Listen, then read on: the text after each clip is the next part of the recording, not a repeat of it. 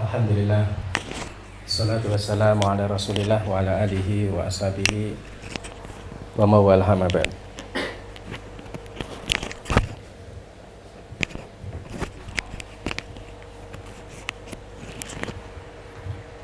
Para santri rahimani wa rahimakumullah, hari ini kita akan belajar tafsir Al-Quran, karena bagian dari program Ramadan, maka pelajaran kita alihkan untuk mengkaji firman Allah Subhanahu wa ta'ala. Mudah-mudahan majelis kita pagi ini adalah majelis yang Allah berkahi dan bisa memberikan faedah kepada kita semua. Kita akan membahas pagi ini surat Al-Baqarah ayat 113.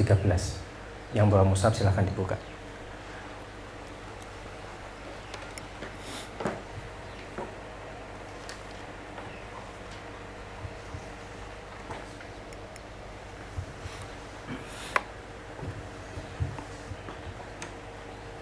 Sudah? Nah, saya minta salah satu santri membaca ayatnya, kemudian dibaca. Di situ ada terjemahannya, dibaca terjemahannya yang versi cetak itu, terus nanti kita bandingkan dengan tafsir yang Ustaz bawa, ini tafsir Muyassar. Kemudian kita lihat asbabun nuzulnya, dan kita lihat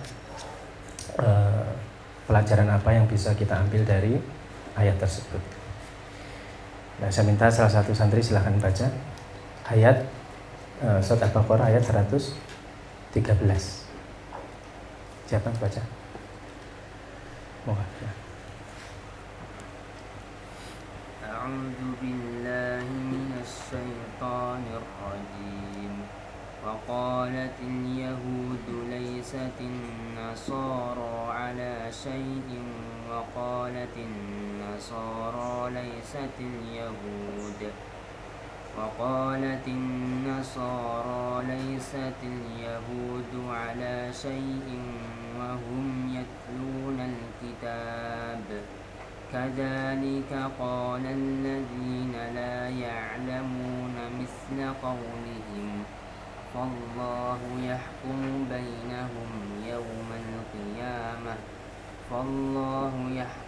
بينهم يوم القيامة فيما كانوا فيه يختلفون.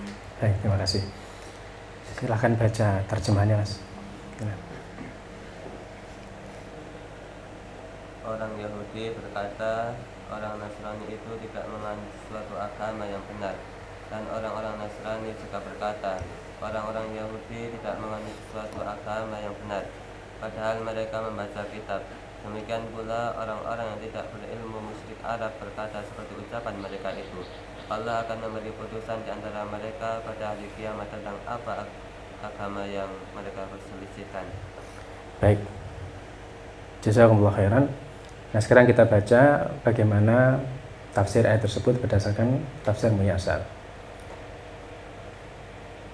Di sini dikatakan waqalat al-yahudu laysatin nasara ala syai'in minad dinis sahihi. Orang-orang Yahudi mereka berkata bahwa orang Nasrani itu tidak di atas agama yang sahih.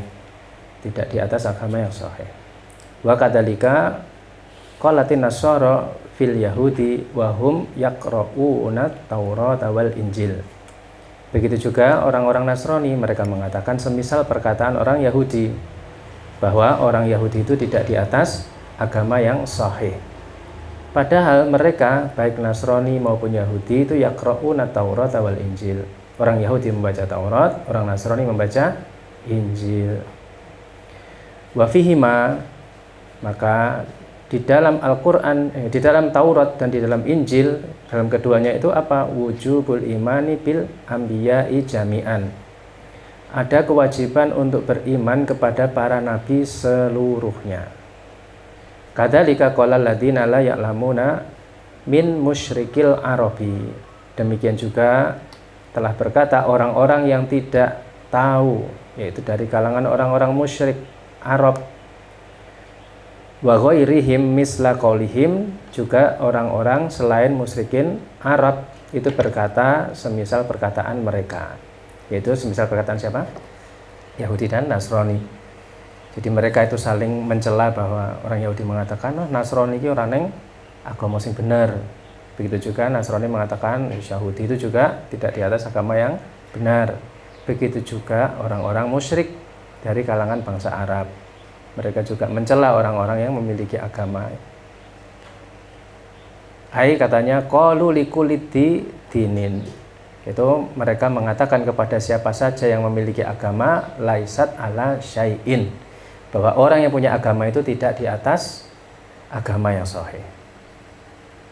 Jadi orang-orang musyrik mereka mengklaim bahwa orang yang memiliki agama itu tidak di atas agama yang sahih. Nabi Muhammad dan pengikutnya itu tidak di atas agama yang sahih. Agama yang sahih adalah agama yang mereka yakini. Jadi mirip perkataan ini, mirip perkataan orang Yahudi dan Nasrani. Fallahu, maka Allah yufsilu bainahum yaumal qiyamah. Allah nanti yang akan menjelaskan, Allah yang akan menghukumi di antara mereka di hari kiamat fima ikhtalafu fihi min amridin, yaitu dari perkara yang mereka itu berselisih, yaitu menyangkut perkara agama.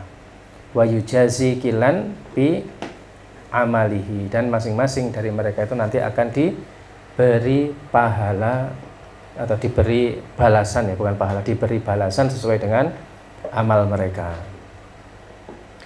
Nah, kita lihat dulu asbabun nuzul ayat ini sebenarnya bicara tentang apa, dan kemudian nanti kita lihat bagaimana kita mengambil faedah dari ayat tersebut.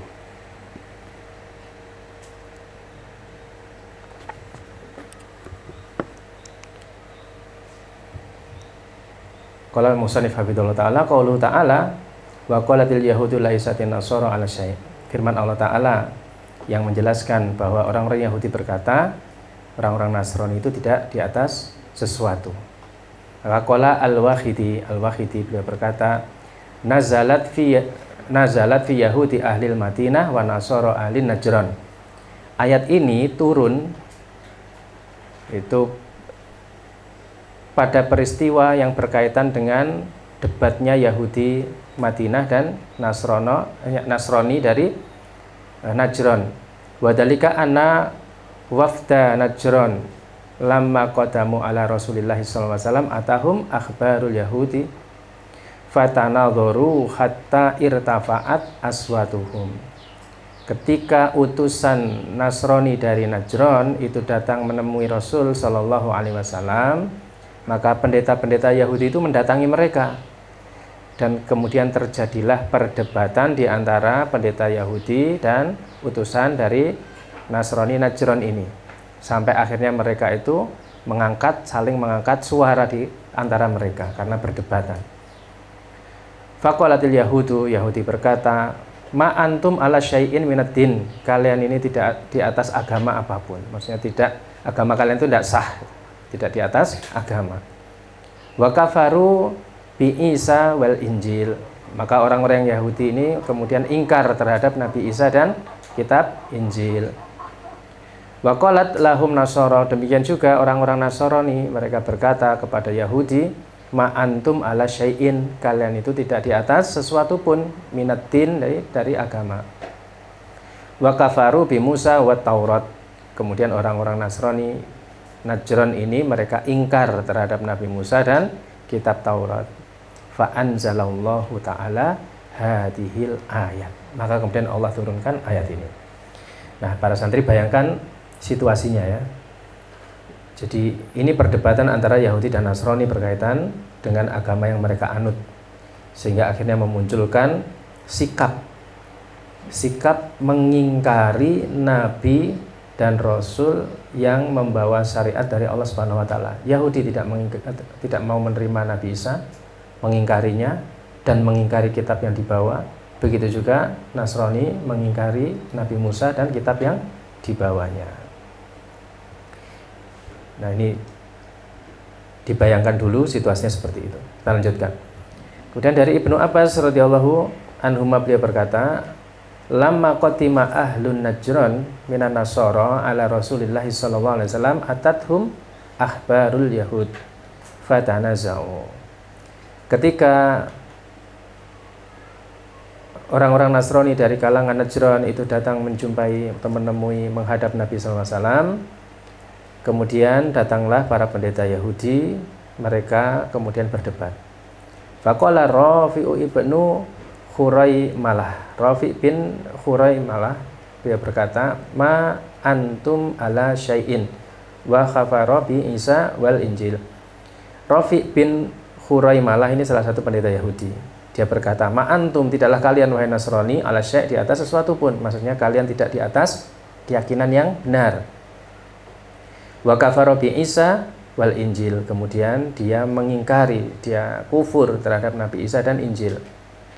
Faqala rajulun min ahli Najran lil Yahudi, dan seseorang dari Najran itu berkata kepada Yahudi, ma antum ala syai', kalian itu tidak di atas apapun.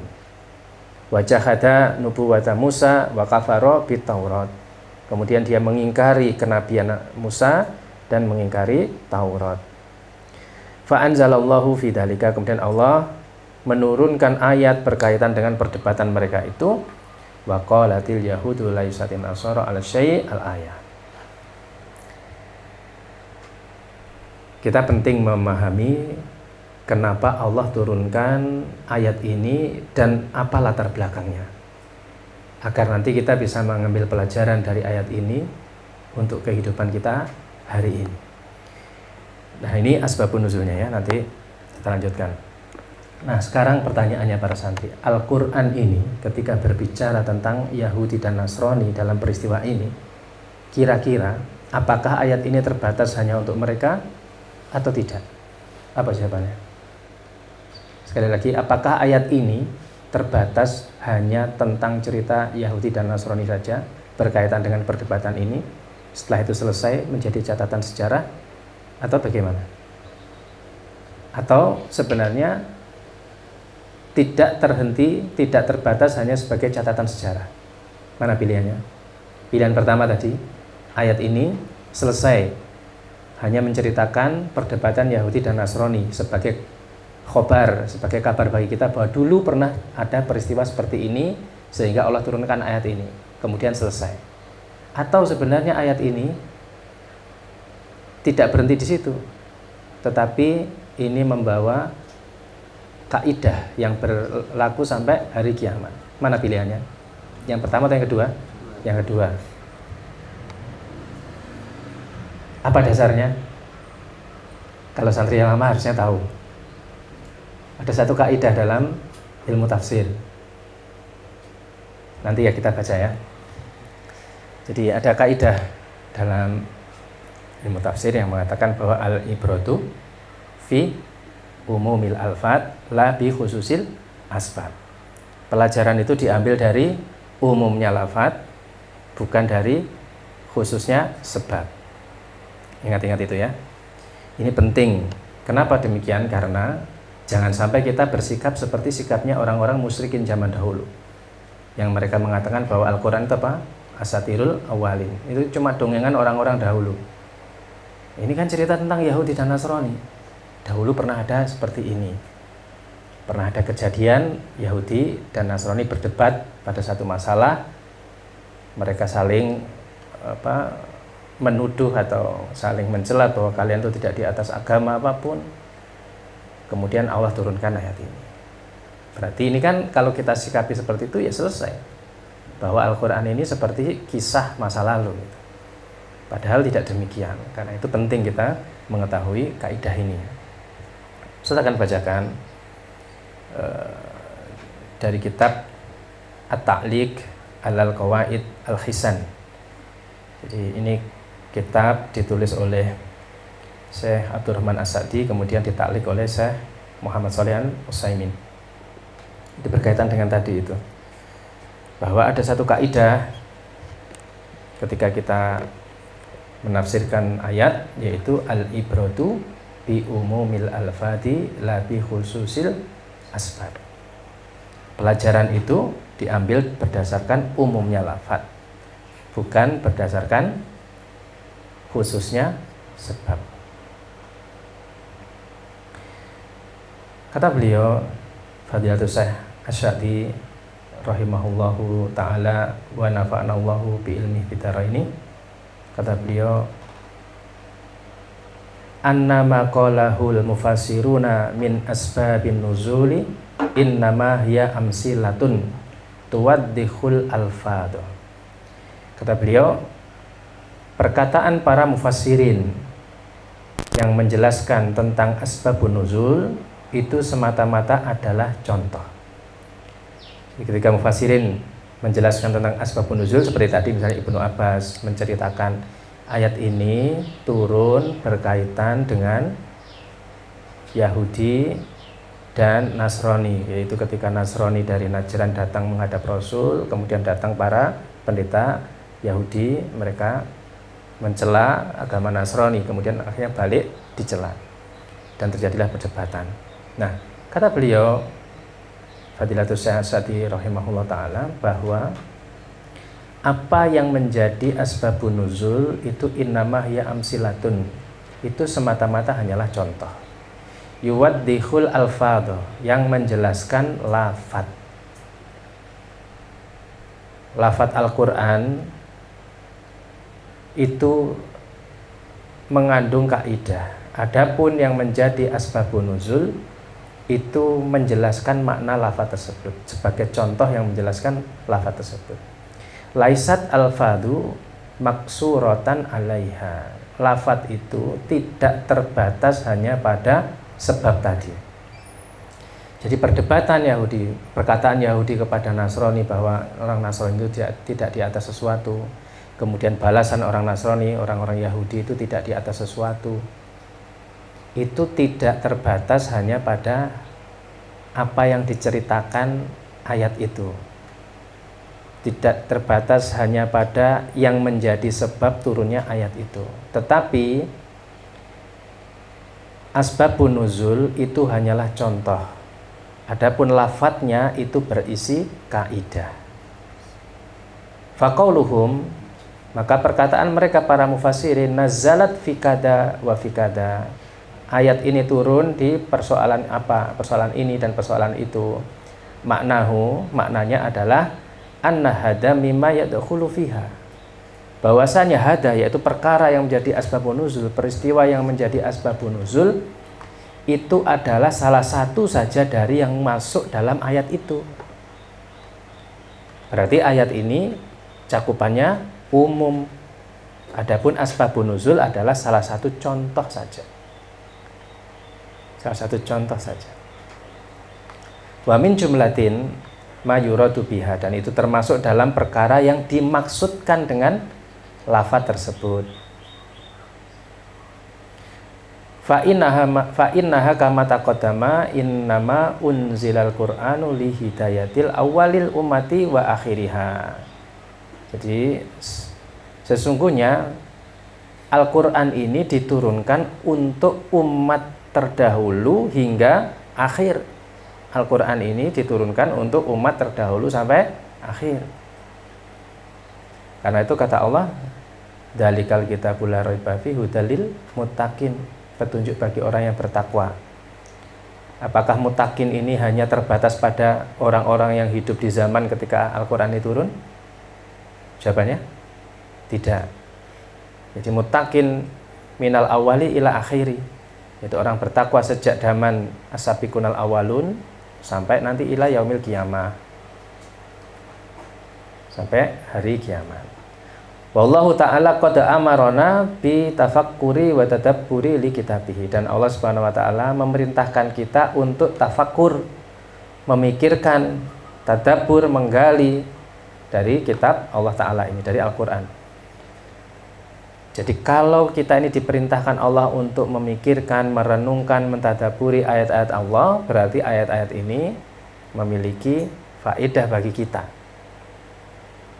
Bukan sekedar wawasan sejarah, bukan sekedar cerita atau kisah orang-orang terdahulu. Faida tatabbarnal alfadul amata wa fahimna annal maknaha yatanawalu asya al-kasiratan. Jika kita mentadaburi lafaz-lafaznya yang secara umum, maka kita akan ketahui bahwasanya makna ayat itu mencakup sesuatu yang sangat banyak. Makna ayat ini akan mencakup sesuatu yang sangat banyak.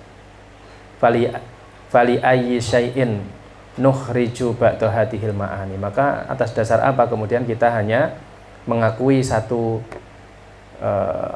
makna kemudian menafikan makna yang lain. Maksudnya misalnya ada orang nanti mengambil pelajaran dari ayat ini seperti yang akan kita lakukan di bagian setelah ini.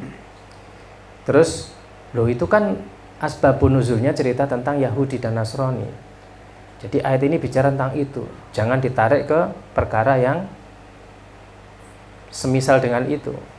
Jadi dia membatasi bahwa ayat ini adalah sesuai dengan asbabun nuzulnya. Turun cerita tentang Yahudi dan Nasrani saja sudah, sebatas sebagai pelajaran sejarah. Nah, itu pandangan yang keliru. Berarti dia hanya membatasi atau mengkhususkan ayat dan lafaz itu kepada perkara tersebut. Padahal kata beliau di sini tidak seperti itu. Karena makna yang terkandung di dalam ayat tersebut itu adalah makna yang umum, mencakup perkara-perkara yang semisal dengan asbabun nuzul. Nah, kemudian dijelaskan oleh Syekh Utsaimin dalam takrib beliau, qala rahimahullahu taala wa nafana'allahu bi ilmi fidaraini wa ala hada, dan karena itu faida idda asyakhsun khuruja fardin min afradil umumi minal lafdihi qulna lahu aina ad-dalil. Kalau ada orang yang kemudian dia mengeluarkan satuan dari yang umum, maka kita tanya apa dalilnya. Misalnya contohnya gini, maksudnya apa kata beliau? Kalau misalnya kita mengatakan bahwa bola itu bundar, maka setiap yang bentuknya bola dan bundar itu masuk dalam himpunan itu. Entah itu bola kuning, bola merah, bola hijau, bola karet, bola plastik, bola besar, bola kecil, itu masuk dalam himpunan bola bundar. Karena lafadznya itu umum, bola bundar, sehingga ada bola besar, bola kecil, bola karet, bola kuning, bola merah, itu masuk di situ. Tidak bisa kita keluarkan meskipun misalnya kenapa disebut bola bundar, waktu kita memiliki ini loh buktinya. Kenapa saya mengatakan itu? Karena bola saya adalah bola warna putih dan bola karet. Jadi bola karet warna putih ini bundar. Ini hanyalah salah satu contoh yang masuk dalam himpunan bola bundar.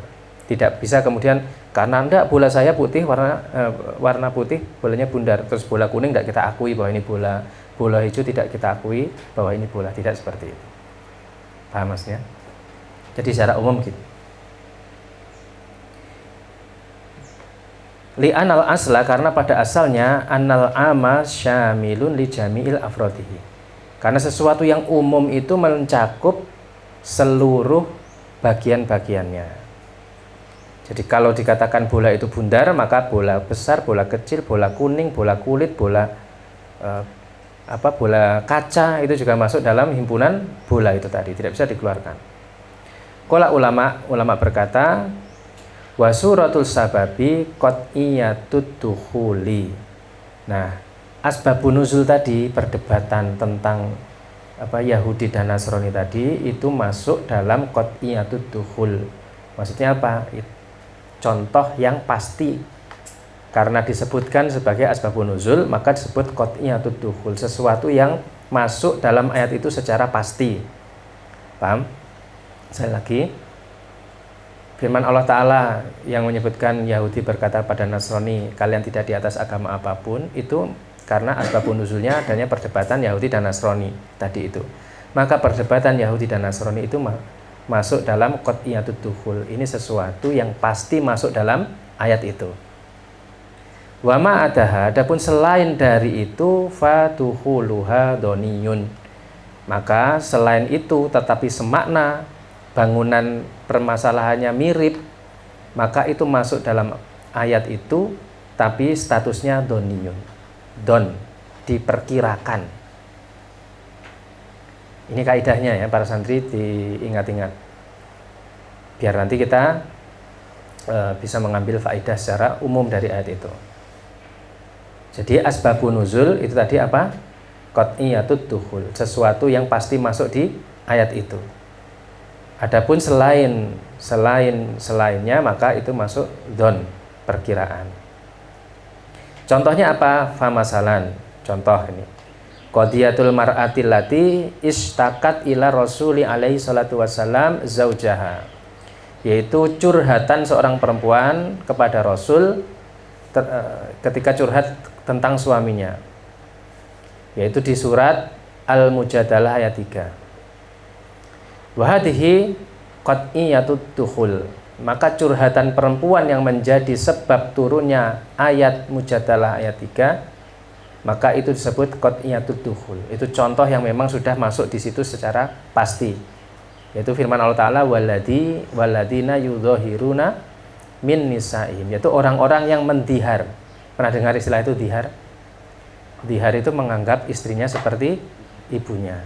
Bukan menganggap, anggapan kita loh kalau orang Jawa bilang, "Dek, sampean ini koyo ibuku." Maksudnya perhatian, cinta kasih gitu. Itu beda, bukan itu maksudnya. Tapi menganggap bahwa istrinya itu seperti ibunya secara hukum gitu. Artinya tidak boleh digauli karena mahram. Nah, mendihar, ada laki-laki yang mendihar istrinya, yang mengatakan bahwa kamu itu seperti ibuku, artinya tidak akan digauli. Akhirnya turun ayat ini, waladina yudhahiruna min nisaihim, yaitu orang-orang yang mendihar istrinya. Nah, curhatan perempuan kepada Nabi ini masuk dalam qat'iyatut dukhul. Ini contoh yang memang pasti ada di dalam ayat tersebut. Nah, adapun wadiharuz Zaid wa Amr ba'da dzalika doniyatut dukhul. Adapun setelah itu misalnya ada Zaid, ada Amr yang mendihar istrinya, peristiwanya sama, pelakunya beda, waktunya beda, maka ini pun masuk dalam ayat itu, tetapi dhoniyah, statusnya dhon. Diperkirakan bahwa ayat ini memiliki kesamaan, peristiwa ini memiliki kesamaan dengan asbabun nuzul tadi, sehingga masuk dalam payung ayat itu. Paham?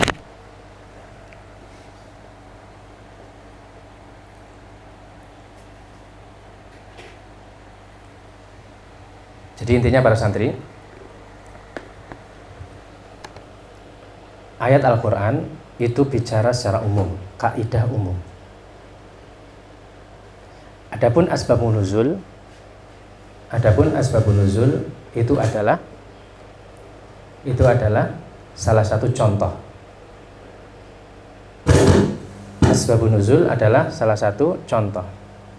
Disebut qat'iyatul dukhul, yaitu contoh yang masuk secara pasti pada ayat itu. Karena memang menjadi sebab turunnya ayat. Bisa dipahami? Kalau tidak paham, tanya, tidak apa-apa. Kita diskusi saja ya, biar tidak ngantuk kalian. Jadi sekali lagi, ayat Al-Quran itu adalah kaidah umum. Asbabun nuzul itu adalah qat'iyatut dukhul, contoh yang memang masuk dalam ayat tersebut karena menjadi sebab turunnya ayat tersebut, tetapi tidak menjadikan makna dan faidah ayat terbatas hanya pada asbabun nuzul. Bisa dipahami? Paham?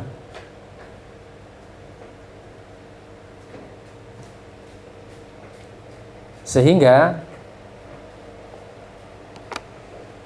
firman Allah Ta'ala di surat Al-Baqarah ayat 113, ini faidahnya bukan hanya menunjukkan pada kita fakta sejarah, bukan hanya menunjukkan pada kita pernah terjadi peristiwa seperti itu, tetapi ini kaidah yang bisa jadi itu terjadi di masa kita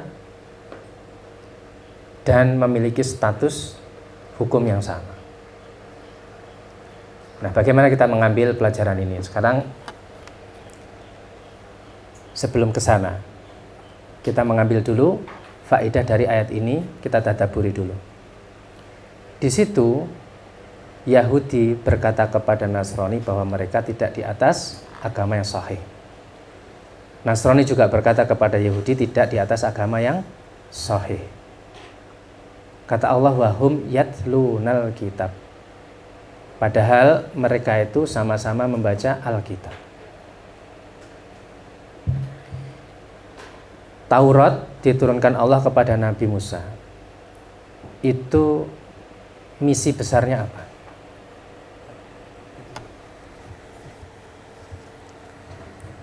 Taurat diturunkan Allah kepada Nabi Musa. Itu perintah utamanya agar umat Nabi Musa itu ngapain?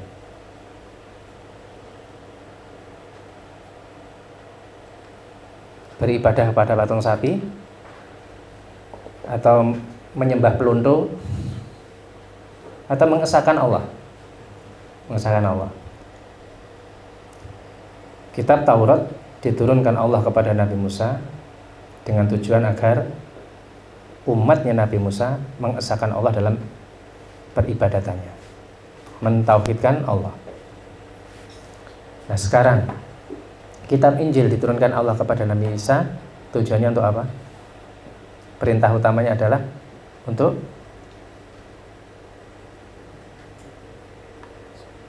mentauhidkan Allah Subhanahu wa taala. Kitab-kitab terdahulu sampai kepada Al-Quranul Karim itu misi utamanya sama para santri sekalian, yaitu perintah untuk beribadah kepada Allah saja dan larangan berbuat syirik. Itu misi utamanya. Adapun sebagian hukumnya memang ada yang berbeda. Misalnya apa di dalam di masa umat Nabi Musa, ketika mereka melakukan perbuatan syirik, tobatnya apa? Dibunuh. Wa idh qala Musa liqaumihi ya qaumi innakum dhalamtum anfusakum bittikhadikumul ijla fatubu ila barikum faqtulu anfusakum dzalikum khairul lakum inda barikum fataba alaikum innahu huwal tawwabur rahim wa ghafurur rahim. Tawwabur rahim. Dulu begitu umat Nabi Musa, tapi kita hari ini tidak perlu sampai dibunuh. Tobatnya dengan tobat kepada Allah Subhanahu wa taala, istighfar, kemudian melakukan amal soleh untuk mengganti perbuatan buruk tersebut. Tetapi semangat misinya sama, yaitu mentauhidkan Allah Subhanahu wa taala. Nah, di situ terjadi engkel-engkelan. Apa engkel-engkelan itu? Debat ya, antara orang Yahudi dan Nasrani. Mereka mengklaim, oh Nasrani itu tidak di atas agama yang sahih. Nasrani juga, oh dasar kalian tidak di atas agama yang sahih. Padahal mereka itu diperintahkan untuk mengimani seluruh nabi dan mengimani kitab-kitab samawi semuanya. Kok kemudian muncul seperti itu? Kira-kira kenapa sebabnya? Harusnya mereka itu kan satu kata gitu. Harusnya mereka semangatnya satu, karena sama-sama mentauhidkan Allah. Tapi kenapa kok saling cela seperti itu? Kira-kira kenapa sebabnya, Pak Santi?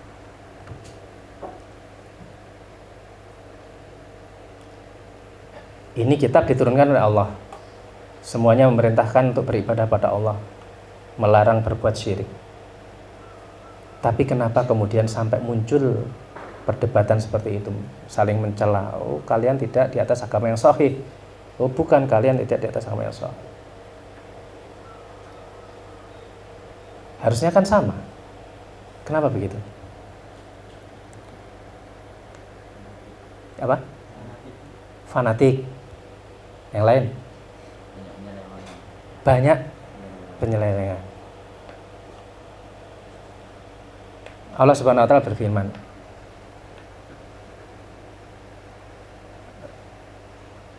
yaitu apa?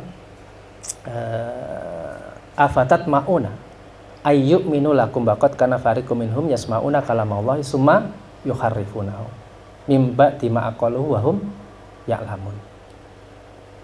Afatat mauna, apakah kalian tamak? Tomak itu kan sangat pingin. Itu apakah kalian wahai Muhammad dan para pengikutnya, yaitu orang-orang beriman, apakah kalian itu sangat ingin mereka itu beriman pada kalian? Waqad kana fariqum minhum yasma'una kalam Allah. Padahal sebagian dari mereka dahulu itu benar-benar sudah mendengar firman Allah. Summa yuharrifuna. Kemudian ditahrif, diselewengkan, diubah. Mimba dima aqaluhu, setelah mereka itu berakal terhadap firman Allah itu. Jadi bukan sekedar tahu, bukan sekedar mendengar. Berakal itu berarti paham, meyakini. Paham dan meyakini. Dan di antara apa yang disebutkan dalam kitab-kitab terdahulu adalah tentang nubuah Nabi terakhir, kabar tentang Nabi Muhammad, sehingga dikatakan ya'rifunahu kama ya'rifuna abna'ahum. Mereka itu mengenali Nabi terakhir seperti mengenali anak-anak mereka sendiri. Berarti sangat detail alamatnya, tandanya, cirinya Nabi terakhir.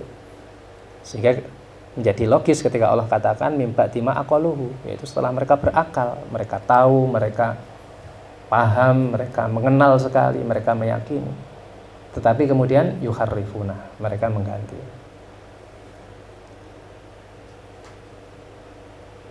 Atau di ayat yang lain misalnya Allah Ta'ala berfirman, fawailul lil ladzina yaktubunal kitaba bi aydihim summa yaquluna hadza min indillahi liyashtaru bihi samanan qalila. Mereka itu mencatat, menulis kitab dengan tangan mereka sendiri, kemudian mengaku-ngaku, mengatakan bahwa ini dari sisi Allah Subhanahu wa taala. Dalam rangka apa? Mendapatkan samanan qalila, harta yang sedikit. Ini kelakuan orang-orang alim dari kalangan Yahudi. Sehingga ketika sesuatu yang orisinil diubah, kalau kitab ini dibiarkan orisinil, harusnya ketika datang umat berikutnya maka semangatnya sama, mentauhidkan Allah, berarti sama. Dulu diutus Nabi Musa membawa risalah yang sama dengan yang dibawa Nabi Isa. Oh, Nabi Isa itu membawa risalah yang dibawa oleh Nabi Musa. Begitu juga ketika datang Al-Quran, maka kita mengimani, kita kaum muslimin itu mengimani Nabi Musa, Nabi Isa, karena membawa risalah sebagaimana yang dibawa oleh Nabi Muhammad SAW, yaitu risalah Tauhid. Nah, ketika terjadi penyelewengan tadi, akhirnya ada sesuatu yang berbeda. Ada sesuatu yang berbeda. Ketika terjadi perbedaan, maka wajar mereka saling mengklaim ini lebih baik. Punya aku itu lebih baik, punyamu ini yang keliru. Karena ada yang diselewengkan di situ.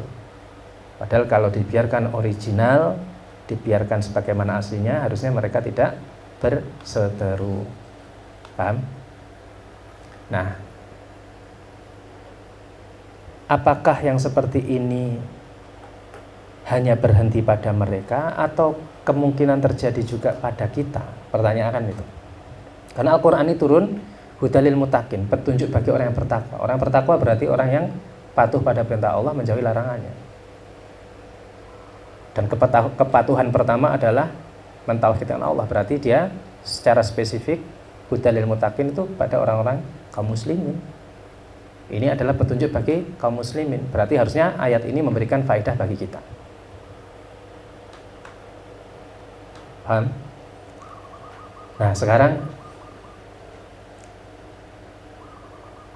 bagaimana kita mengambil pelajarannya? Mungkin tidak apa yang seperti ini terjadi pada kita akan menimpa kita? Mungkin. Kalau kita melakukan perbuatan yang dilakukan oleh orang-orang ini dulu, yaitu ketika mereka mentahrif, mengubah-ubah firman Allah, mengganti dengan pikiran mereka, maka akhirnya sesuatu yang harusnya sama menjadi berbeda. Ketika yang versi yang diubah ini diyakini oleh sebagian kelompok dan menganggap ini ada yang benar, maka akhirnya dia akan menuding yang berbeda itu sebagai yang keliru. Sebaliknya juga sama, dia yang masih meyakini yang orisinal, maka dia akan melihat kepada yang sudah diubah itu sebagai sesuatu yang keliru. Sehingga kalau dulu waqalatil yahudu laisatin nasara ala syai', Waqalatin nasara laisatil yahudu ala syai'. Bisa jadi hari ini waqalatil, misalnya komunitas A laisatil komunitas B ala syai', gitu. Mungkin enggak kayak gitu. Oleh karena itu, kenapa kita penting mempelajari tafsir, termasuk kita tahu asbabun nuzulnya, tadi kita sudah baca, dan kita tahu kaidah mufassirin itu menafsirkan ayat Al-Quran dan mengambil ibrah darinya, agar kita bisa membaca ayat ini dan mengambil manfaatnya. Bukan sekedar kita membaca, oh ini cerita tentang Yahudi, terus lewat gitu saja. Berarti kalau kita tidak ingin berstatus seperti statusnya Yahudi dan Nasrani ini dalam ayat ini, maka kita jangan melakukan seperti yang mereka lakukan sebelum akhirnya terjadi peristiwa ini. Apa? Yaitu tadi di ayat-ayat sebelumnya Allah jelaskan. Di antara kelakuannya Yahudi, para alimnya, orang-orang yang diulamakan di kalangan Yahudi, yaitu apa? Yukharrifunahu min ba'di ma aqalu. Mereka mengganti, mengubah-ubah firman Allah Ta'ala setelah mereka berakal, setelah mereka yakin, mereka paham dengan ayat tersebut. Atau seperti tadi ayat yang lain, fawailul lil ladzina yaktubuna al-kitaba bi aydihim summa yaquluna hadza min indillah. Mereka itu menulis kitab dengan tangannya, kemudian mengklaim, mengaku-ngaku bahwa ini dari sisi Allah Ta'ala. Hari ini kalau kita, naudzubillah, mudah-mudahan Allah jauhkan kita semua dari perilaku seperti itu. Misalnya ada orang yang datang, seorang yang dia punya kuasa, punya uang, dia kebetulan punya perusahaan khomer, datang kepada misalnya ini Ustadz Fulan misalnya, Ustadz, kita ini hidup di zaman yang serba susah, ekonomi sulit, lapangan pekerjaan sulit. Ini saya punya perusahaan nih, pabrik saya ini luar biasa. Ini ada lokasinya saja, misalnya bangunannya saja seluas 5 hektar. Ini bisa menampung misalnya 19.000 karyawan. Jadi pabrik ini akan membawa maslahat bagi 19.000 orang, 19.000 kepala keluarga. Kalau satu keluarga itu misalnya terdiri dari 1 istri dan 2 orang anak, berarti dikalikan berapa? 4 ya? 4 kalinya itu. Berarti berapa? Banyak sekali. Ini membawa maslahat. Jadi tolonglah, Anda ini kan orang alim, coba pikirkan bagaimana caranya agar ini menjadi legal. Diambil dari sudut pandang ini, bahwa ini usaha membawa kemaslahatan. Orang kalau tidak punya harta, nanti mereka itu hidupnya kemerungsung, akhirnya terjadi kejahatan misalnya. Sehingga maka bekerja di pabrik ini halalan thayyiban misalnya. Terus, terima kasih atas jasa Anda sudah menjadikan usaha saya legal. Ini ada $1 berarti dia sudah apa? Mengubah hukum Allah Subhanahu wa taala. Nah, kalau itu yang terjadi, maka akhirnya hukum ini bergeser dari yang semestinya. Sehingga ketika ada orang yang datang belakangan, dia taunya adalah produk yang sudah tidak orisinal ini, karena kelakuan si ulama syuk ini tadi, ulama yang buruk tadi. Dia belajar darinya, disampaikan ini, dibangun argumentasinya, oh ini berdasarkan kemaslahatan sosial, ini nanti kalau tidak disahkan begini nanti bahaya, maka ini halal. Nah, orang yang datang belakangan, dia mengambil ilmu darinya, akhirnya meyakini itu. Sementara ada orang-orang yang berpegang teguh bahwa khamr, maisir itu haram, apapun, bahkan dilaknat apa yang produsennya, kemudian pekerjanya, kemudian yang bagian distribusinya, yang menjualkannya, semua ikut mal'unun, terlaknat karena itu memproduksi dan menyebarkan barang haram.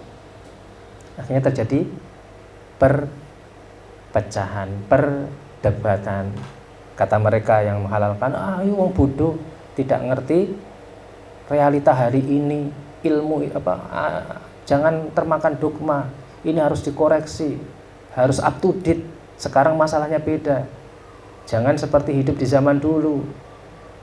Sementara yang berpegang teguh, wah ini salah, dia mengubah-ubah hukum Allah Ta'ala, akhirnya terjadi perdebatan. Nah sama seperti ini. Andai kata dulu Yahudi itu tidak mengubah-ubah Taurat sebagaimana versi orisinalnya, mungkin mereka tidak akan saling tuduh seperti itu. Begitu diubah, akhirnya terjadi perbedaan. Hari ini kita tubuh kaum muslimin, kalau kita ini ingin bersatu, maka kaidahnya jelas, fa in tanaza'tum fi syai'in farudduhu ilallahi wa rasulihi in kuntum tu'minuna billahi wal yawmil akhir. Jika kalian itu berseteru terhadap sesuatu, terjadi perdebatan terhadap perkara apa saja, farudduhu ilallah, kembalikanlah solusinya kepada Allah wa rasuli dan rasulnya. Jadi urusan ini khamr gimana, ini ada pabrik ini gimana, farudduhu ilallahi wa rasuli. Kita kembalikan bagaimana kata Allah, bagaimana kata Rasul tentang khamr. Haram kata Allah, haram kata Rasul, haram kata kita. Nah kalau seperti itu kan kaum muslimin akan bersatu. Tapi kalau kemudian tadi itu ada yang, tolong Ustadz Fulan, ini lihat ini kan begini, dipaparkan presentasinya, didatangkan ahli dari tinjauan misalnya sosiologi, ilmu sosial, begini, nanti bisa mendatangkan pekerjaan, bisa menjamin kemakmuran. Kalau orang makmur itu ibadah tenang misalnya gitu. Akhirnya dicarikanlah dalil. Padahal dalam kaidahnya apa yang Allah larang, apa yang Allah haramkan itu pasti berbahaya. Pasti berbahaya. Dan pintu kerusakan itu diantaranya adalah khamr. Itu membuka berbagai pintu kerusakan. Khamr itu membuka berbagai pintu kerusakan. Ketika seorang sudah dalam keadaan mabuk, maka dia bisa berzina, dia bisa membunuh. Waliyadzubillah. Itu karena sebab khamr. Nah, jadi itu diantara cara kita membaca ayat Al-Quran, kemudian kita mengambil ibrah dari asbabun nuzul, kemudian kita mentadaburinya dan mengaitkan dengan kehidupan kita. Kalau kita tidak ingin terhukumi sebagaimana Yahudi dan Nasrani pada masa itu ketika mereka saling mencela, maka jangan lakukan sebagaimana yang dilakukan oleh orang-orang Yahudi sebelum peristiwa ini terjadi. Bisa dipahami para santri? Sehingga kalau kita membaca Al-Quran seperti itu, maka setiap huruf dalam Al-Quran ini akan relevan ila yaumil qiyamah. Yang secara lahiriah ini adalah kisah para nabi, menceritakan misalnya kisah kaum Nabi Lut alaihissalam, maka itu akan selalu relevan. Bahwa mungkin ada beberapa hal yang tidak sama dari sisi, misalnya kalau dahulu Allah azab secara kontan, misalnya kaum Nabi Lut itu langsung diangkat, dijungkir balikkan. Kalau hari ini mungkin tidak seperti itu. Atau misalnya bagaimana Allah mengambil persaksian Bani Israel itu sampai diangkat gunung Tursina. Kalau hari ini mungkin tidak seperti itu. Itu hal-hal tertentu yang bisa jadi memang itu khusus terjadi pada umat terdahulu, tapi secara umum makna lafadz itu akan berlaku ila yaumil qiyamah, sampai hari kiamat akan relevan. Nah, kenapa ini penting kita renungkan agar tidak ada lagi perkataan-perkataan yang muncul terutama dari kalangan santri yang mengatakan bahwa Al-Quran itu tidak relevan. Itu bahaya sekali. Dan itu termasuk hari ini subhat yang sangat kuat. Tahu subhat artinya?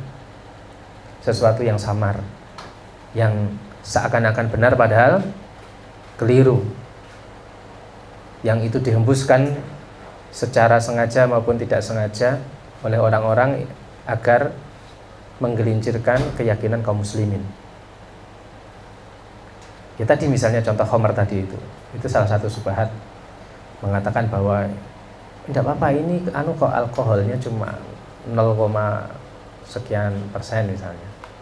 Terus kemudian kita perhatikan ya, maslahatnya, jangan hanya melihat ya, kalau zaman dahulu itu orang-orang masih belum terdidik misalnya, orang zaman jahiliyah mabuk yang ngawur, bawa pedang kemana-mana.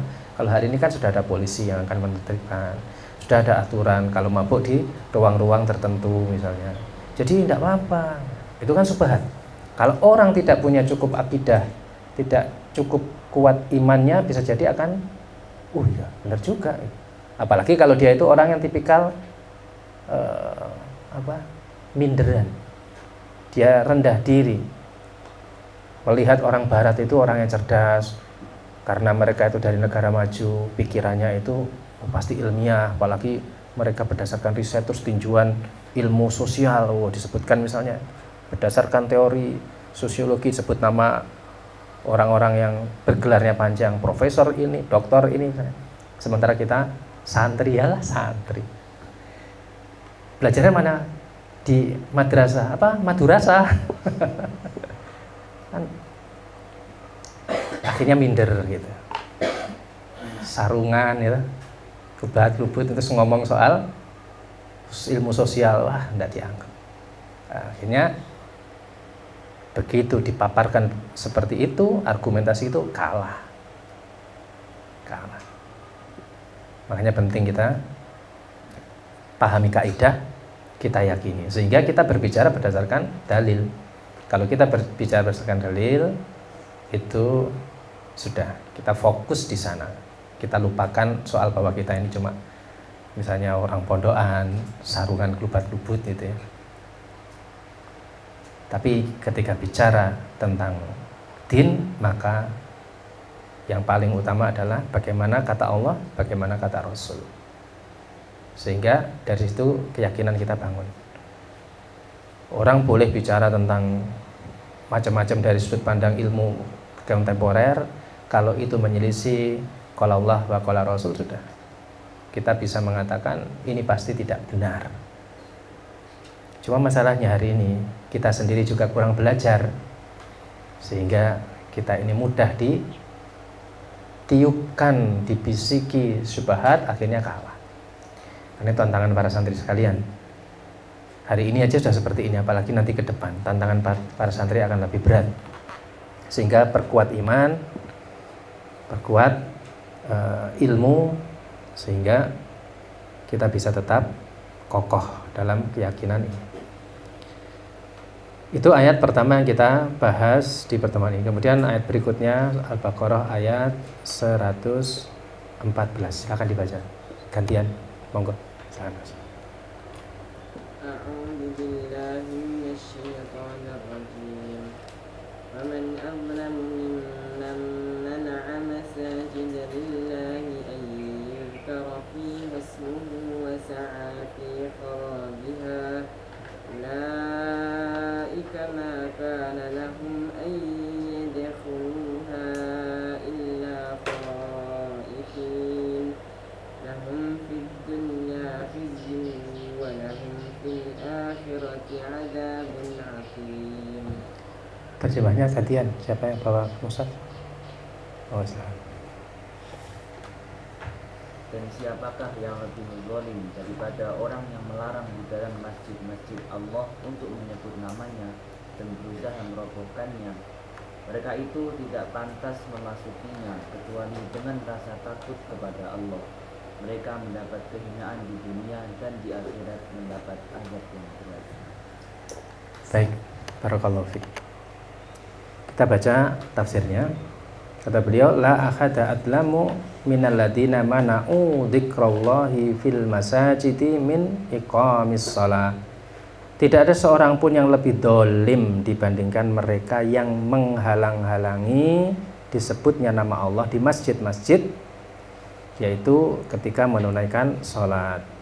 Wa tilawatil Quran, itu dengan ketika membaca Al-Quran. Wan nahwi dzalika, dan yang semisal itu. Wajadtu fi tahribiha bil hadmi aul ighlaq, dan mereka orang-orang yang menghalang-halangi itu berusaha sungguh-sungguh untuk menghancurkan masjid, merobohkannya atau menutup masjid tersebut.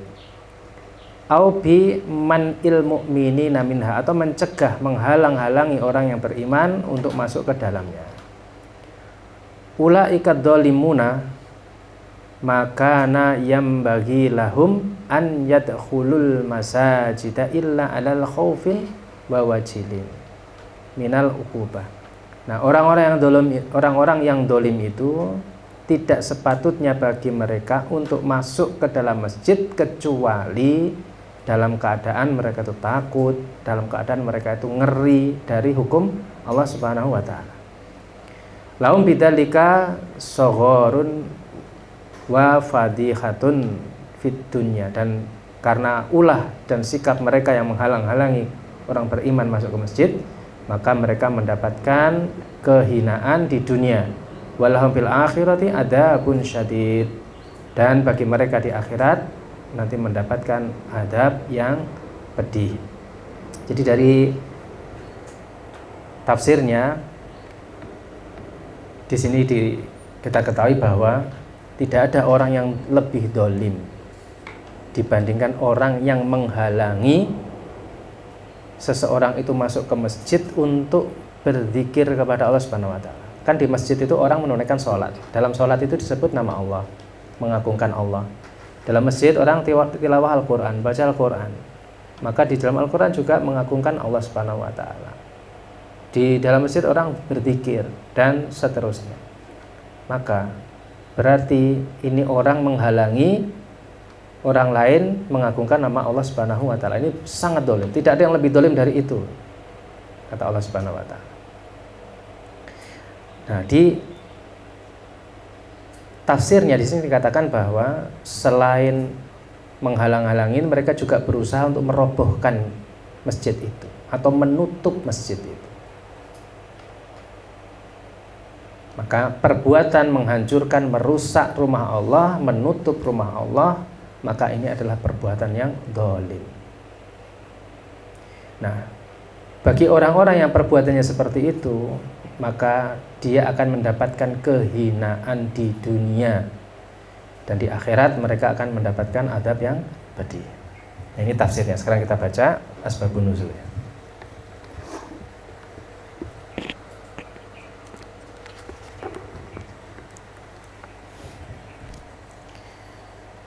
Qala Al-Wahidi nazalat fi titlusal Ar-Rumi wa ashabihi minan Nasara. Ayat ini, yaitu yang menyebutkan siapa yang lebih tidak ada yang lebih dolim dibandingkan orang-orang yang menghalangi orang itu ke masjid untuk berzikir menyebut nama Allah.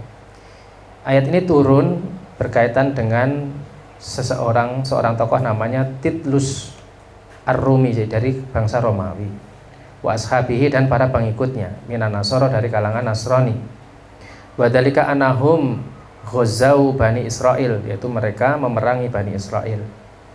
Faqatalu muqatiliyahum, mereka membunuh para pejuang dari Bani Israel. Wasabbau daroriyatahum, kemudian mereka menawan anak keturunan Bani Israel. Wa kharraqu Taurata, mereka membakar Taurat. Wa kharrabu Baitul Maqdis, dan mereka menghancurkan Baitul Maqdis. Wa qadafu fihil jiafa, dan mereka mencampakkan, melemparkan di dalam Baitul Maqdis itu bangkai-bangkai. Ini diantara asbabun nuzulnya. Wa hadza qaulu Ibnu Abbas fi riwayatil Kalbi, ini adalah perkataan Ibnu Abbas berdasarkan riwayat dari Jalul Al-Kalbi. Kemudian itu salah satu ya. Jadi ini namanya qat'iyatut dukhul. Asbabun nuzul ini menerangkan tentang peristiwa yang menjadi sebab turunnya ayat itu. Maka ini masuk secara pasti dalam ayat ini berdasarkan perkataan Ibnu Abbas. Kemudian waqala Qatadah As-Suddi huwa buhtunas soru wa ashabuhu. Siapa yang dimaksud orang yang menghalang-halangi orang lain masuk ke dalam masjid, yaitu buhtunas soru, atau dalam bahasa kita itu Nebukadnezar. Pernah dengar? Nebukadnezar. wa ashabuhu dan para pengikutnya. Ghazal Yahuda, mereka memerangi Yahudi. Wa kharrabu Baitul Maqdis, mereka menghancurkan Baitul Maqdis. Wa a'anatuhum ala dzalika nasara min ahli Rum. Kemudian orang-orang Nasrani dari Romawi itu menolong, membantu Nebukadnezar. Nah, ini asbabun nuzul yang berikutnya. Kemudian Ibnu Abbas berkata, itu dari jalur riwayat Atha bin Abi Robah. Nazalat fil musyriki ahlil Makkah. Ayat ini turun berkenaan dengan perilaku orang-orang musyrik, yaitu penduduk Mekah. Wa man'ihim al-muslimina min dzikrillah ta'ala fil masjidil haram. Dan upaya mereka menghalangi muslimin untuk berzikir menyebut nama Allah di Masjidil Haram. Jadi ada dua ya, yang tadi cerita tentang umat terdahulu. Jadi ayat ini turun berkaitan dengan diserangnya Yahudi yang dilakukan oleh Nasrani, yang dipimpin oleh Titlus Ar-Rumi, yaitu seorang tokoh dari Romawi. Tapi ada juga yang mengatakan ini tentang Nebukadnezar dan para pengikutnya yang menyerang Yahudi, kemudian dibantu oleh orang-orang Nasrani dari Romawi. Kemudian ada juga riwayat yang lain dari Ibnu Abbas, ayat ini turun berkenaan dengan perilaku orang-orang musyrik yang menghalangi kaum muslimin dari menyebut nama Allah di Masjidil Haram. Kemudian juga dari Ibnu Abbas radhiyallahu anhuma anna Quraisyan mana'un Nabiyya sallallahu alaihi wasallam as-salata 'indal Ka'bati fil Masjidil Haram. Bahwasanya kaum musyrikin Quraisy mereka itu menghalang-halangi Nabi sallallahu alaihi wasallam untuk salat di dekat Ka'bah di Masjidil Haram. Fa anzalallahu ta'ala wa man adlamu mimman mana'a masajidallah al-ayat. Kemudian Allah turunkan ayat tersebut. Kemudian dari Ibnu Zaid, dia berkata, nazalat fil musyrikina khina saddu Rasulullah sallallahu alaihi wasallam an Makkah yaumal Hudaybiyah. Ayat ini turun berkaitan dengan kelakuan orang musyrik ketika menghalang-halangi Rasulullah untuk masuk Mekah pada hari Hudaybiyah, yaitu ketika Nabi dan para sahabat ingin menunaikan ibadah haji, kemudian dihalang-halangi, ditahan, dan terjadilah perjanjian Hudaybiyah. Kemudian dari Sa'id bin Abi Arubah dari Qatadah, dia berkata, nazalat fin Nasara. Ayat ini turun berkaitan dengan Nasrani. Hamalahum bughdul Yahudi ala an aanu tunassara al-Babiliyah al-Majusiyah ala tahribi Baitil Maqdis. Yaitu ketika orang Nasrani itu sangat benci kepada Yahudi, sehingga akhirnya membantu Nebukadnezar dari Babilonia, yang mereka itu adalah orang-orang Majusi, untuk menghancurkan Baitul Maqdis. Nah, ini asbabun nuzulnya. Jadi ada beberapa yang tadi ya, paling tidak ada 3. Itu cerita tentang penyerangan orang Nasrani yang dipimpin oleh Titus, kemudian serangan Nebukadnezar yang dibantu oleh Nasrani dari Romawi untuk menyerang Yahudi. Kemudian juga berkaitan dengan kelakuan orang-orang musyrik yang menghalangi kaum muslimin untuk beribadah di Mekah, juga menghalangi ketika Rasul dan para sahabat ingin menunaikan ibadah haji. Intinya adalah menghalang-halangi orang beriman untuk beribadah menyebut nama Allah di masjid-masjid Allah Subhanahu wa ta'ala. Nah, kembali ke kaidah tadi bahwa al-ibratu fi umumil alfat labi khususis sabab. Pelajaran itu diambil dari umumnya lafaz, bukan dari khususnya sebab. Kalau khususnya sebab berarti ini berbicara tentang serangan Nasrani kepada Yahudi, atau serangan Nebukadnezar yang dibantu Nasrani kepada Yahudi, atau peristiwa dihalang-halanginya kaum muslimin oleh orang-orang musyrikin jahiliyah. Itu asbabun nuzulnya. Tapi secara umum lafaz ini bicara tentang orang-orang yang menghalangi orang beriman untuk berzikir menyebut nama Allah di masjid Allah Subhanahu wa ta'ala.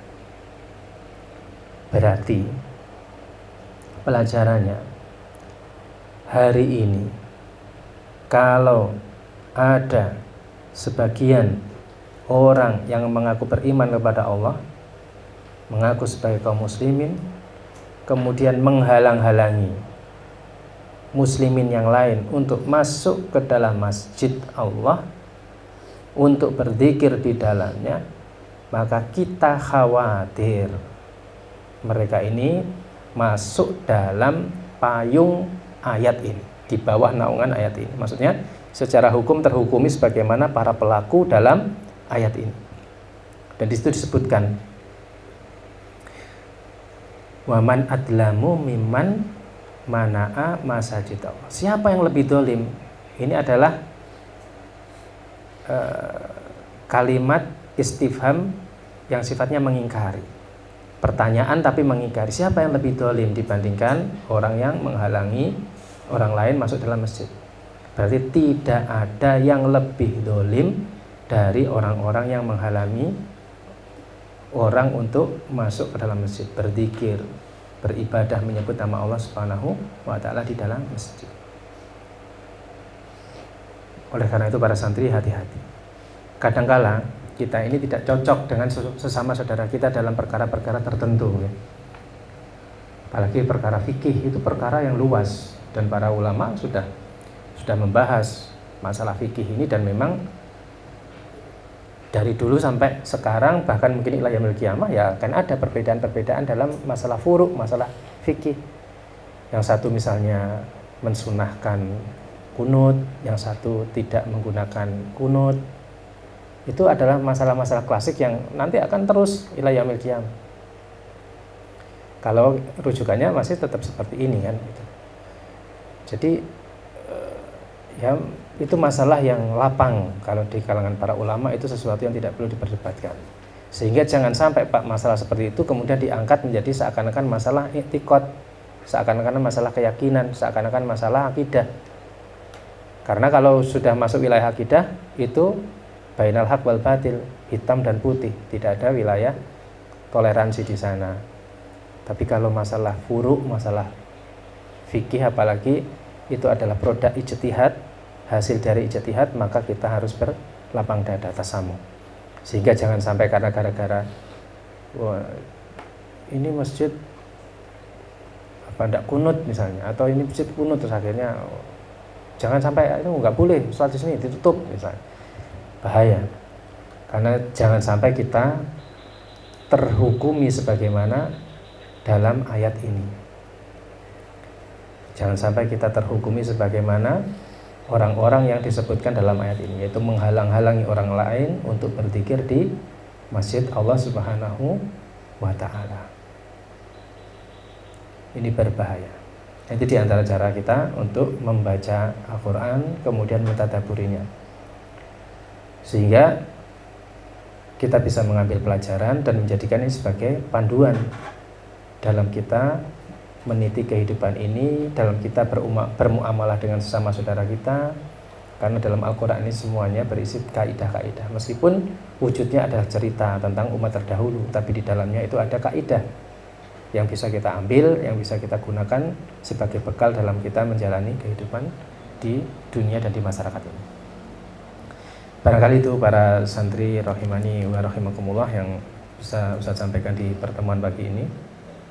Di kesimpulannya tadi ya, yang paling penting adalah bagaimana kita tahu cara membaca firman Allah, tahu bagaimana menggunakan tafsir, tahu bagaimana menggunakan asbabun nuzul, dan tahu bagaimana cara mengambil faidah dari ayat ini, meskipun ayat ini bercerita tentang umat terdahulu, agar Al-Quran ini menjadi pedoman, benar-benar menjadi pedoman bagi kita, menjadi kaidah dalam menuntun kehidupan kita. Wallahu a'lam bishawab. Begitu yang bisa saya sampaikan. Ada pertanyaan ya? Silahkan kalau ada pertanyaan. Ada yang mau tanya? Ini online atau cuma yang di sini aja? Ada online juga.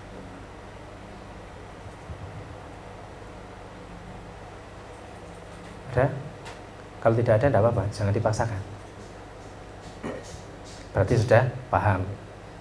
Monggo silakan. Bukan dengan orang yang zalim. Jika ada sebuah masjid, namanya pintunya ditutup setiap malam atau dikunci, itu apa termasuk zalim atau tidak? Allah alam bisawab. Kalau itu kembali kepada sebenarnya fungsi masjid itu untuk apa?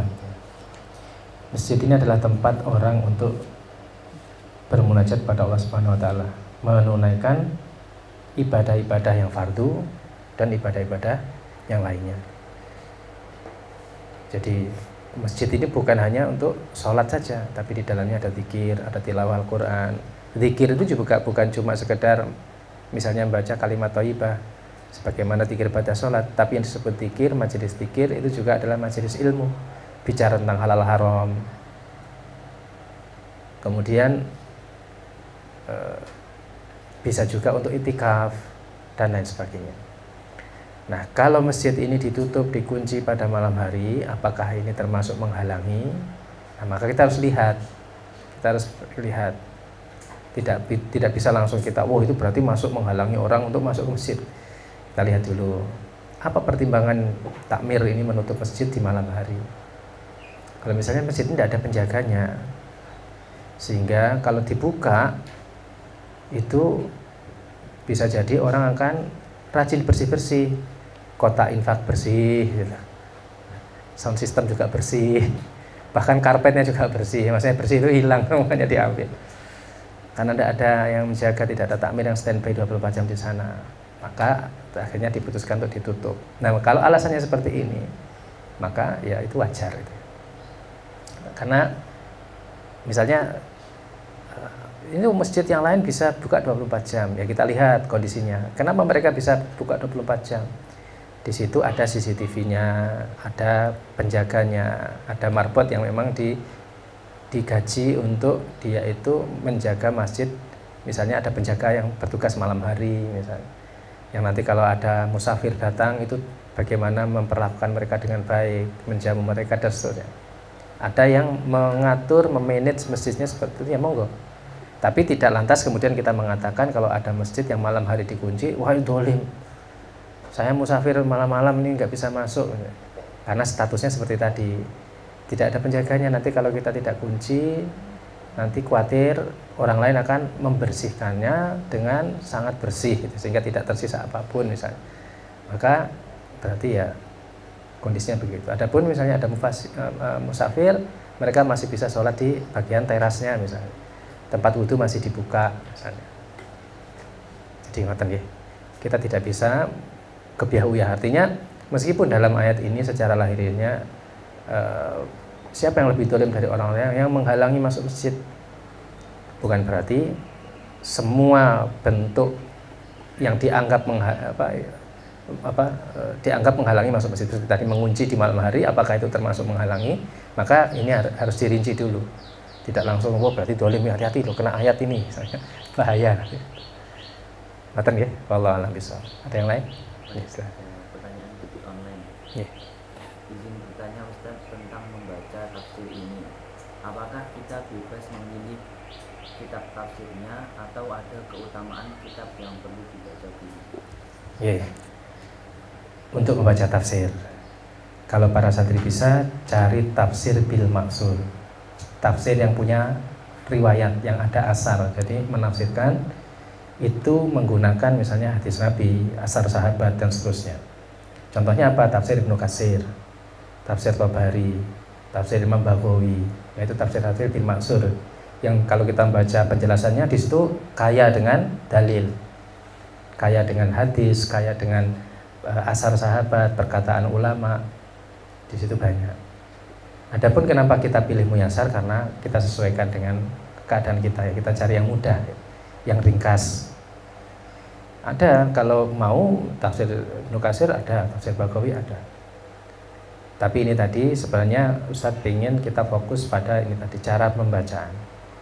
Jadi memaknai ayat ini secara sederhana, kemudian kita mengetahui asbabun nuzulnya dan tahu bagaimana mengambil pelajaran dari sana. Adapun mana yang lebih utama, maka tergantung ya kebutuhan tadi itu. Kalau kita ingin yang detail, yang presisi, ya cari tafsir bil maksur.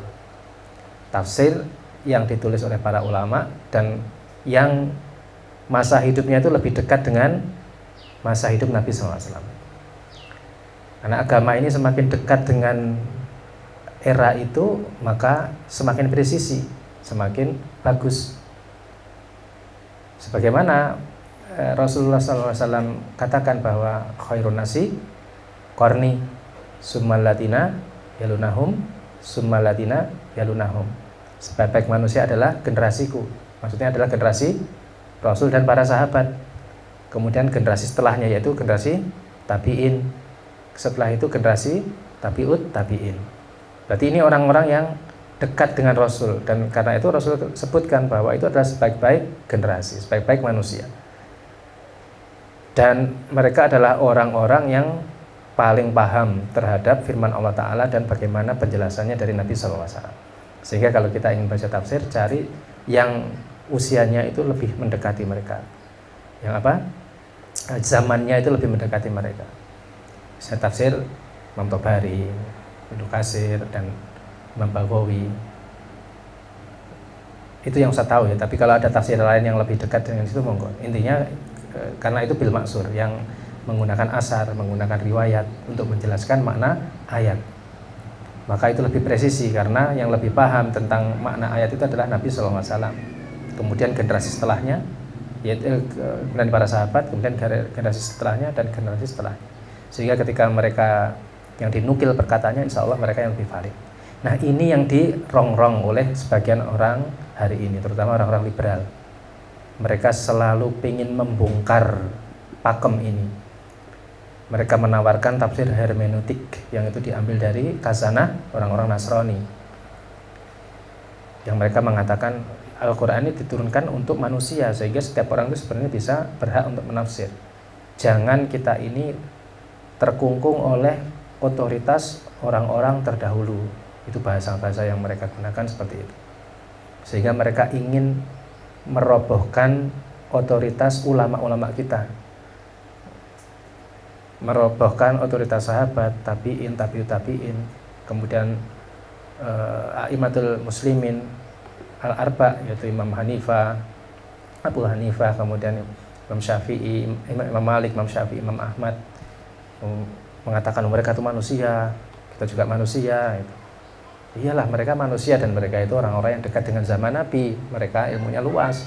Nah, kita ini manusia akhir zaman yang banyak belepotan dari sisi ilmu misalnya.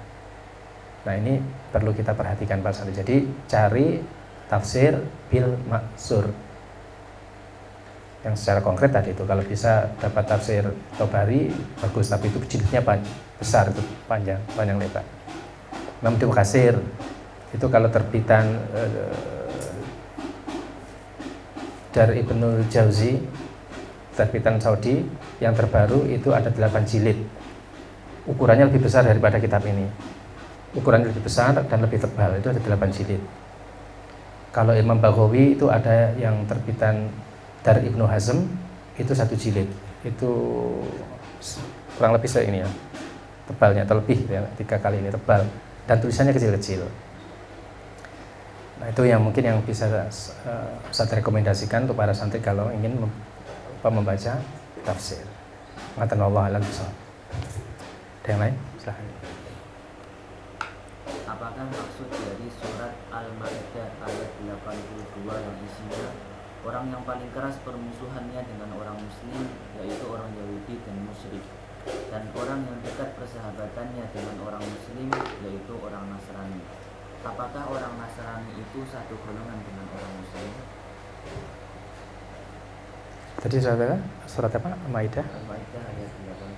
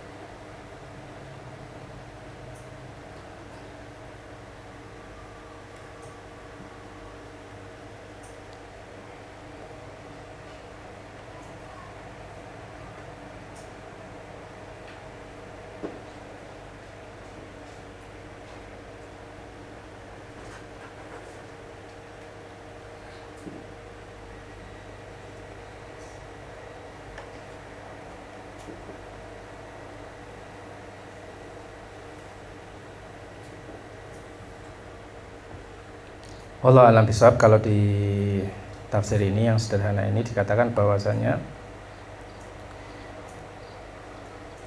bi anna minhum ulama'u bidinihim mutazahidina wa ubadan fi sawami'i mutanassikina wa annahum mutawadi'una la yastakbaruna an qabulil haqqi. Jadi kenapa dikatakan bahwa Nasrani itu dikatakan lebih condong, karena diantara mereka itu ada ulama-ulama yang mereka tawadu, tidak sombong, dan mereka lebih mudah menerima al-haq. Contohnya apa? Dalam sirah, ketika Nabi diajak pamannya dagang ke Syam, ada satu pendeta yang tahu bahwa ini anak ini memiliki tanda-tanda nubuah, kenabian, yang akhirnya menyarankan, memberi saran Abu Thalib agar anak ini dibawa pulang karena khawatir akan dibunuh oleh Yahudi. Jadi ini salah satu contoh. Terus kemudian saudaranya Bunda Khadijah radhiyallahu anha, ketika Rasul mendapatkan wahyu kemudian diceritakan kepada satu pendeta juga, yang ketika itu kemudian beliau katakan bahwa kalau saja aku itu nanti masih hidup ketika mendapati kamu diusir oleh kaummu, maka aku akan menolongmu. Kemudian Rasul mengatakan, apakah aku akan diusir oleh kaumku, padahal aku ini adalah orang yang terpandang di kaumku. Terus kemudian kata pendeta itu, beliau katakan bahwa tidaklah seorang pun yang mendapat sesuatu yang seperti engkau dapatkan ini kecuali kaumnya akan mengusirnya. Maksudnya tidaklah seseorang yang mendapat amanat risalah nubuah kecuali nanti akan dimusuhi oleh umatnya. Nah, itu juga menunjukkan bahwa ini orang-orang yang dia masih di atas milah hanifah, di atas milah yang condong kepada tauhid. Meskipun pada waktu itu sudah banyak terjadi penyimpangan dalam kitab suci, tetapi ini adalah orang-orang yang masih di atas agama yang orisinil, Nasrani yang orisinil, sehingga mereka lebih dekat dari sisi ini menurut penjelasan tafsir ini. Adapun Yahudi itu permusuhannya memang sangat sengit terhadap kaum muslimin, sangat sengit. Dan diantaranya misalnya Allah Subhanahu Wa Taala berfirman, wala tajidannahum akhrasan nasi ala hayatiu wa minal ladina asyraku yawaddu ahaduhum ayu ammaru alfasana. Dan sungguh kau akan dapati orang yang permusuhannya sangat keras, dan itu lebih keras daripada orang-orang musyrik. Itu maksudnya ada orang Yahudi. Dan mereka itu mengklaim, orang-orang Yahudi itu, jadi ini menunjukkan mereka itu sudah sangat bebal, sangat keras kepala mereka. Sehingga ketika Islam datang membawa risalah itu penolakannya kenceng, karena mereka mengubah-ubahnya itu sudah luar biasa. Bahkan mereka mengklaim, mengatakan walan tamassanan naru ila ayyama ma'dudat, dan sekali-kali neraka itu tidak akan menyentuh kita kecuali hanya beberapa hari. Dan itu karena apa? Mereka itu sudah punya keyakinan yang batil itu begitu kuat, sehingga mereka itu melakukan kesalahan itu mereka tahu, tetapi mereka punya keyakinan bahwa neraka ini tidak akan menyentuh mereka kecuali hanya beberapa hari saja. Nah, itu diantara misalnya tanda-tanda atau alamat bahwa orang-orang Yahudi itu memang permusuhannya sangat keras, karena penyimpangan, penyelewengan mereka itu sudah sangat jauh. Nah, Nasrani ini juga sama, sudah ada penyelewengan, terutama ketika mereka mengangkat Nabi Isa alaihissalam sebagai Tuhan. Tetapi sebagian dari mereka, ulama-ulama mereka, ada yang masih tawadu, masih condong kepada tauhid dan menerima al-haq. Di antaranya bukti sejarah itu mengatakan, ketika Nabi dibawa ke Syam, itu ada pendeta yang tahu bahwa anak ini memiliki tanda nubuah, bahkan dilindungi.